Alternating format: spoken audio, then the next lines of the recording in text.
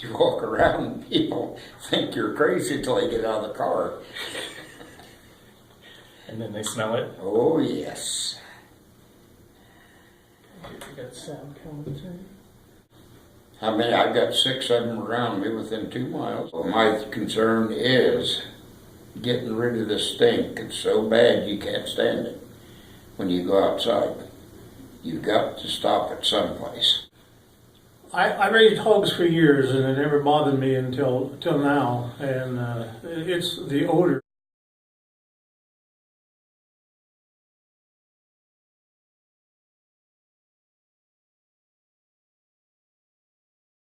I've got 3 north of me and a hair east, and I've got 3 southwest of me.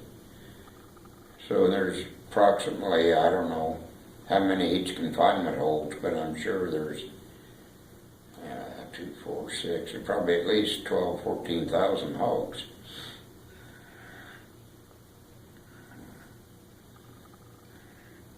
Lots of hogs.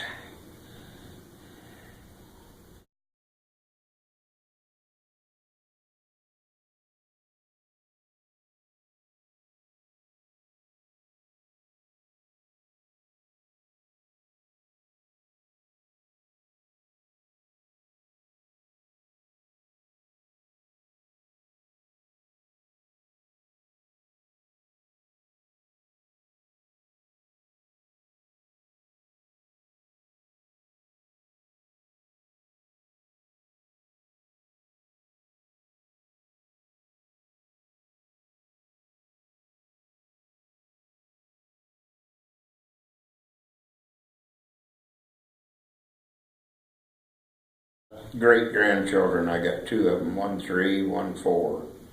And my concern is their lungs. Breathing this, what's it going to do to them? Maybe not nothing for a few years, but down the road it's going to show. And when it does, then what do you do?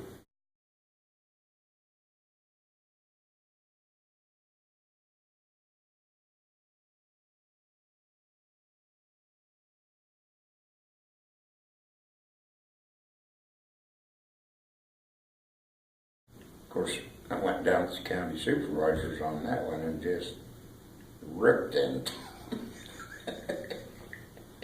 I'm not a nice person when I get mad, so. But it seems like it takes a lot to get you mad. Oh, it does. It takes forever. I'm real easygoing. So hog confinements have really affected you to get you that upset? Oh, real bad. And unless a person lives down there by them, they don't know. I mean, anybody say, well, it can't be that bad. Well, come on down. I'll show you. Now, just go ahead and stay out here a while. See how you like it. I can tell them how they won't like it. No fresh air. You cannot open your windows and open the doors. It smells so bad. Since we've gotten some new neighbors with hog confinements, our dog cannot stand the flies, so they won't eat his food out on the deck.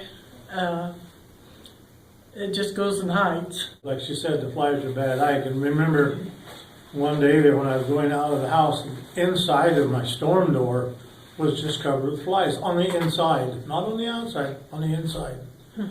In my garage, the floor is just covered with flies. I've never had that before in my life.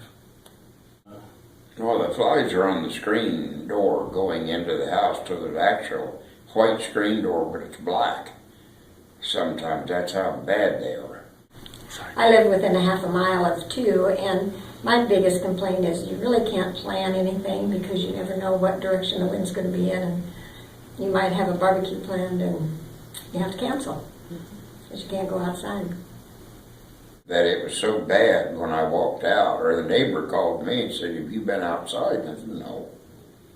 She said, well, put a mask on before you go out. And that's how bad that was that day. The wind was out of the southwest that day.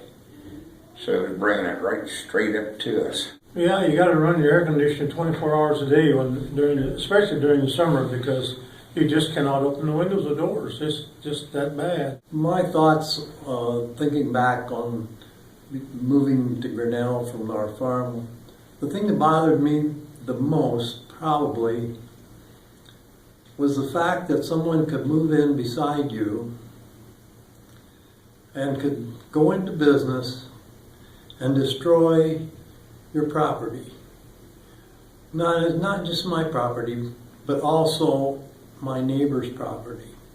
And it occurs all over the state. It cost us probably $60,000 in property value when we sold our place, just because someone else wanted to make money at our expense. Nobody else can come in and do that to their neighbor, but it happens in rural Iowa. And it's sad that that happened, because it had been in my family for over 100 years.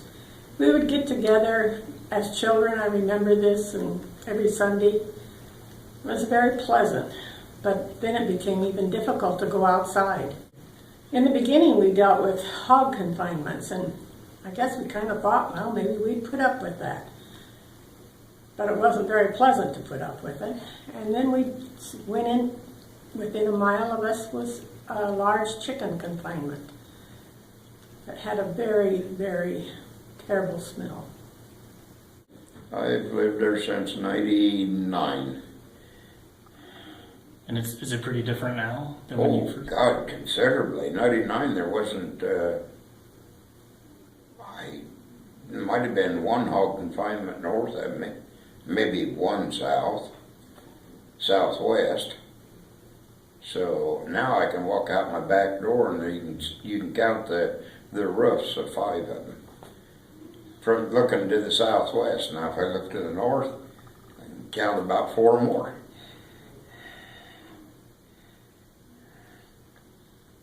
So I'm less than 2 miles from all of them if you go the way the crow flies. I mean, yeah, take the road, yeah, that's different, but the way the crow flies, he don't follow the road.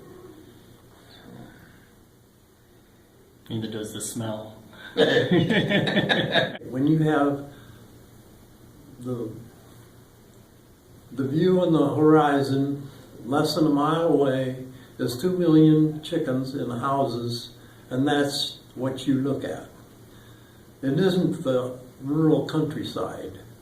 It's a massive industrial livestock operation that stinks, and it's constantly there, and it's something that I could put up with it if it was my neighbor, but it's not.